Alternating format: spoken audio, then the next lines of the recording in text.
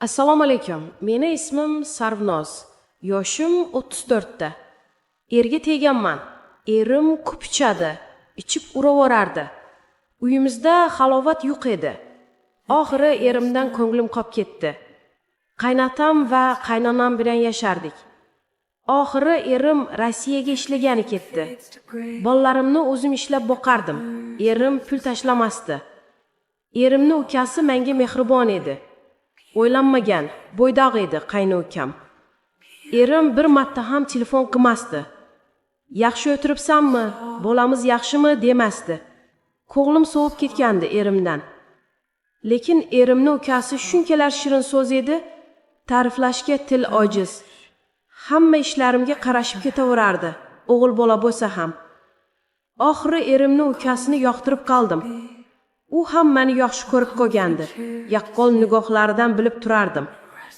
Kunlarni birida qayni ukam, "Kelinayi, zerikmayapsizmi?" deb namyoq tashladi. O'zimga ham u gap yoqib ketdi. Chunki ko'rmaganimga 1 yil bo'lgandi. Axir erimdan darak yo'q edi. Qayni ukam, "Keling kelinayi, siz bilan iliqlik qiramiz" deb nagli aytdi. Shokka tushdim. Biroz. Nima deganingiz bu, Dilshodbek?" deb aytdim. Lekin o'zimga yoqib ketgandi uni iliqligi. "Yo'q, kelinayi, shunchaki sizni yaxshi ko'rib qolganman. Ayta olmay yurgandim. Keling, yaqinlik qilamiz" deb taklif berdi.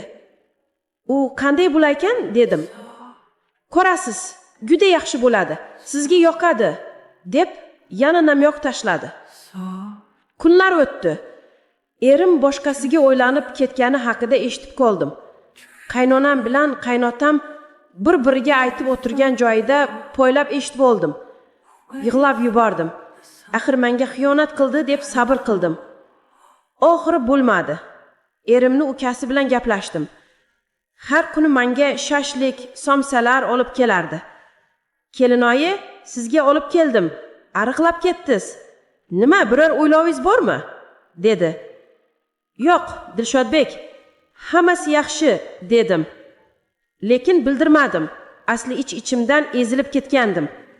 Erimni menga xiyonat qilgani uchun. Dilshodbek erimdan ko'p mehr berardi. Chunki qaynonamga o'xshagan edi. Erimni ukasi yaxshi bola edi.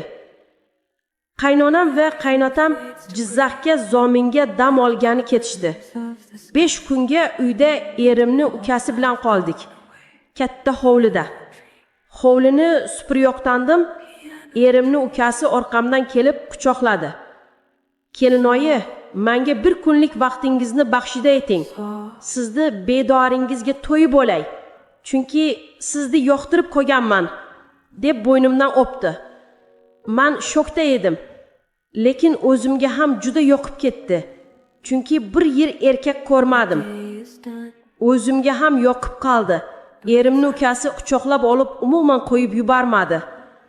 Hasan Husanchalarimdan eza boshladi. "Oh" deya maza qilardim. O'zim ham yoqishib ketdim, quchoqlab. Ko'tarib oldida xonaga olib kirib ketdi. Spalniga yotqizdi. "Nima qilyapsiz Dilshodbek?" degandim. "Hozir ko'rasiz kelinoyi" deb ustidagi kiyimlarini yechdi. Bitta tursida qoldi. Menga yopishib ketdi. O'zim ham qarshilik qilmadim. Juda xohlab turgandim. Rossa ustimga chiqib, Hasan Husanchalarimni eza boshladi. "Oh" deya maza qilardim. Sekin meni yechindirdi. Yechindim. Sirazi pastga qarab tushib ketdi. Ikkita oyog'imni ochib, pomidordan yalay boshladi. Maza qildim. Lekin Dilshodbekni go'sht kaltaga qattiq turib ketdi. Sekin tiqa boshladi. 7-chi osmonga uchganimni tasavvur qildim. 2 soat tindirmay yotdik. Ichlarimga tashavordi. Shunchalar maza edi. Qayna ukam ham rohatlandi. Ishni bajarib bo'lib, yuvinib oldik. Kech tushdi. Ovqatlanib oldik. Yana kelib yopishib ketdi. Erim bilan meni yotoqxonamga kirdik. Yana ijodni boshladik. Eri xotinday yotdik, qayni ukam bilan. Hech bunday maza qilmagandim. Erimdan ko'p mehrni shu qayni ukamdan oldim. O'rganib qoldim. Qaynonam, qaynotam keldilar dam olishdan. Hech narsa ko'rmaganda yurardim. Men ham, qayni ukam ham. Yarim kechalari xohlab qolsam, tashqariga bir chiqardim. Qayni ukam sezardi. Kelishib olgandik. Tashqariga chiqsam, meni xonamga kirasiz degandim. Xo'p degandi. Tashqariga bir chiqardim. Yana qaytib kirardim. Orqadan qayni ukam kirardi. Qaynotam, qaynonam uxlab yotgan paytlari yarim kechasi qayni ukam bilan ertalabgacha maza qilardim. Oxiri homilador bo'lib qoldim. Qayni ukamdan